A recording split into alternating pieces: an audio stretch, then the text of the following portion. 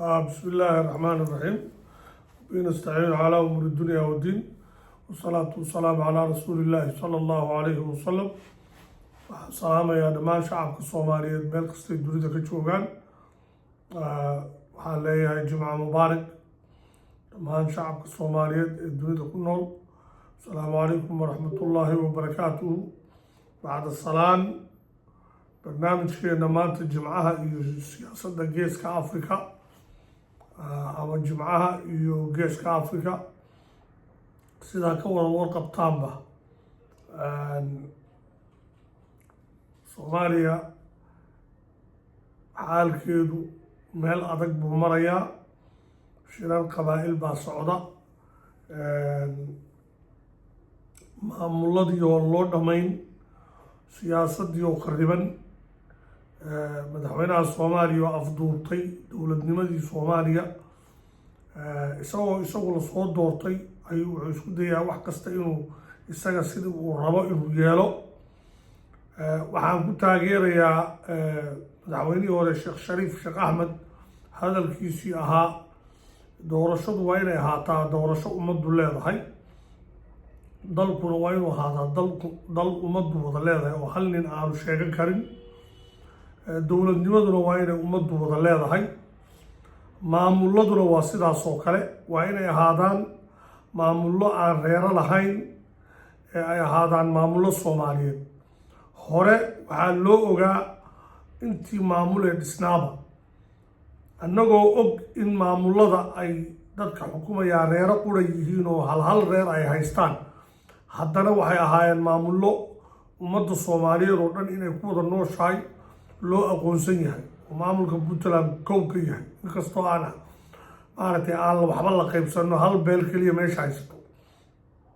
haddana dhowrka gobol ee meeshaas ku yaalla mudug, galgaduud, ahle mudug iyo bari iyo nugaal, saddexda gobol ee waaweyn, saddexduba waa lagu wada noolyahay. ummadda soomaaliyeed oo dhan baa ku nool, waana lagu dhiibaanay. ummadda soomaaliyeedna waatay ku shirtay, waatay soomaalinimadii iyo dowladnimadii iyo qarannimadii dib u dhiskeedii ay bays u noqdeen. sidaasoo kale waxaa la rabaa in maamulku uu ama ummadda wax taro, ama waa in maamul si feera loo qaybsado. at least iyaga soomaaliya oo dhan bay wax tareen, haddana ciddii tagtaa waa ku noolaan kartaa.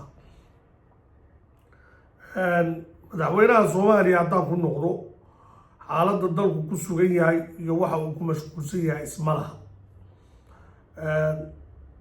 waana nasiib darro nin doorasho ku soo baxay oo baarlamaankii ummadda soomaaliyeed oo dhan wada matalayay intay fadhiisteen ay cod loo geliyo, codkii ku soo baxay inuu isagii maanta isku dayo inuu waddankii afduubo. doorashada ummaddaa iskale. madaxweynaha soomaaliya ilaa uu taa aqbalo waxa uu soo wado ma aqbalayno. haddii uu ku adkaysto madaxweynaha soomaaliya in doorashadaas ay noqoto doorasho isagu maamusho oo xisbiga UDP intuu sharciyeysto uu keligii lasoo doorto, oo saddexda maamul goboleed ee afduubanna ay noqdaan kuwo isaga la soo noqda, isagana u codeeya, waxaanu ku dhawaaqaynaa dowlad goboleedka waamo iyo koonfur bari. waamo oo ah jubbooyinka inta ay annagu qowmiyad ahaan aan ka degno, iyo koonfur bari oo ah shabeellada hoose. haddii markaa taladu la wada yeesho, ummadda soomaaliyeed miis wada fadhiisato, waxaanu ku gorgortamaynaa in maamulada dib loogu noqdo, ama in dowladnimada la wada yeesho oo 5tii sanaba beel looga dambeeyo oo tartanka beel qura uu dhex maro. sidan ma aha sina anfacaysa. 2 beelood baa tartama, iyagii baana ra-iisul wasaarihiisa siiya.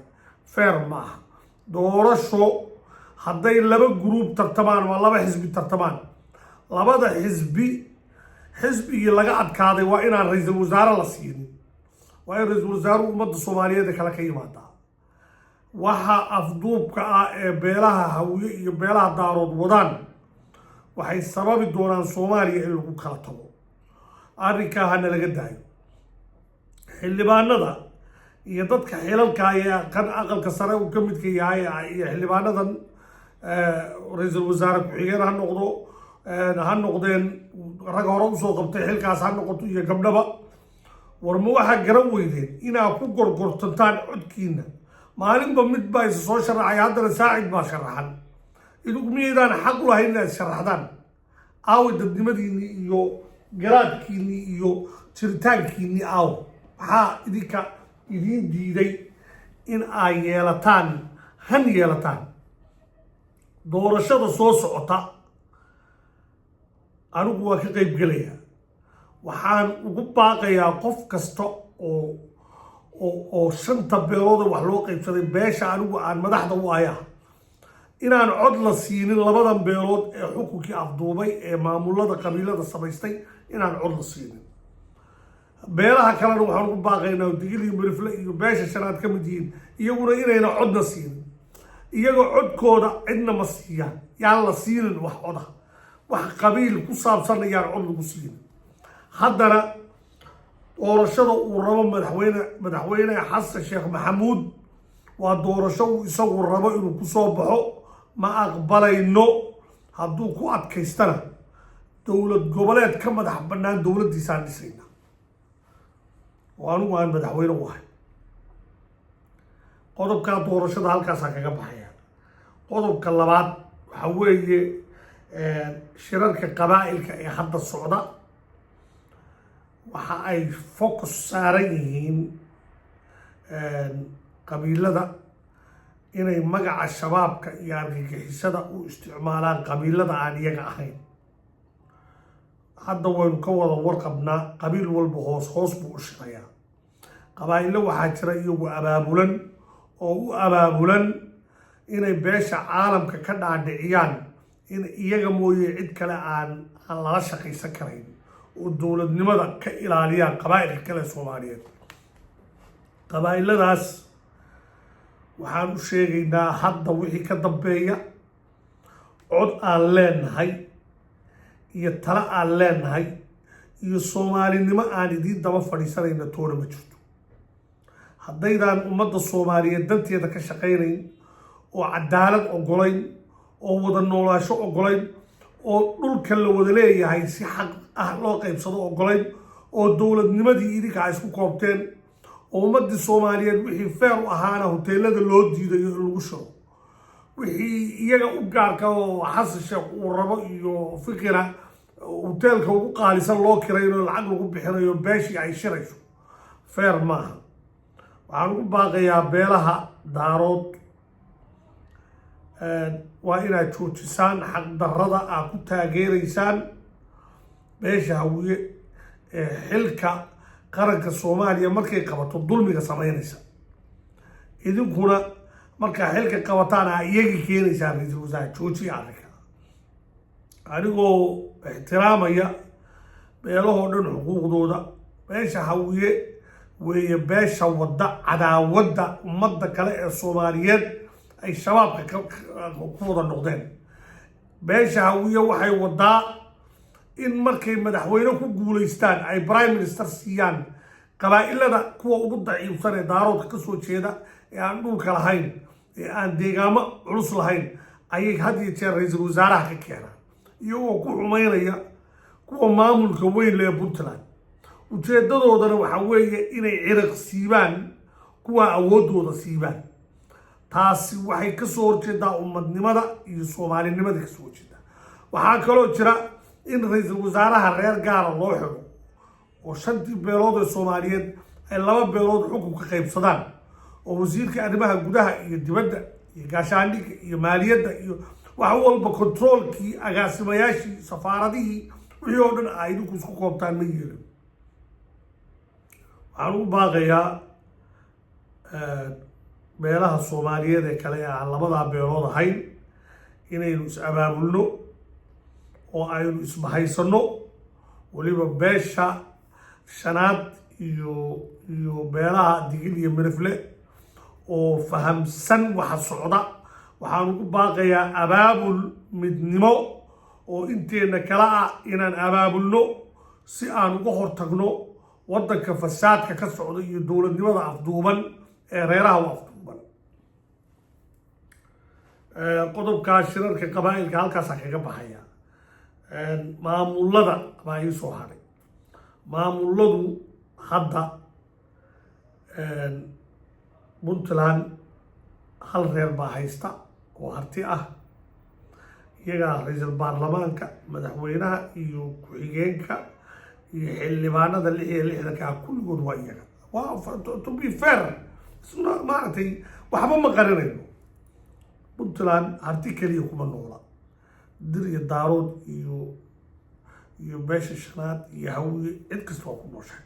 haba lagu kala bato in wax la qaybsado oo aynu xilalka qaybsano, oo aynu dowladnimada meeshaa taalla qaybsano, oo aynu resources ka qaybsano, iyo inaan kala baxno oo qolo walba inteeda maamul ka samaysato bay taagan tahay. waana sababta aan leeyahay in hadda somaliland weerar lagu qaaday oo la yidhi qaab beeleed loo abaabulay maamul khaatumo la yidhaah, iyadoo ujeeddada laga leeyahay ay tahay in somaliland lagu wiiqo iyo puntland oo iyadana laga jarayo intii sool iyo sanaag bari ay lahaayeen. waxaa halkaa iiga muuqda inuu jiro dulmi lagu hayo ummadda tirada badan leh ee soomaaliyeed ee kale ee aan maamullada lahayn.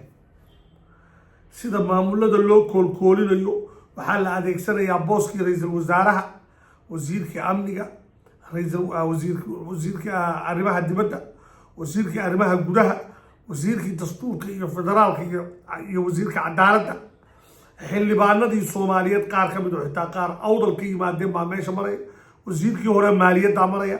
waxaa la isticmaalayaa dowladnimadii iyadoo qabiil keliya lasoo saaray.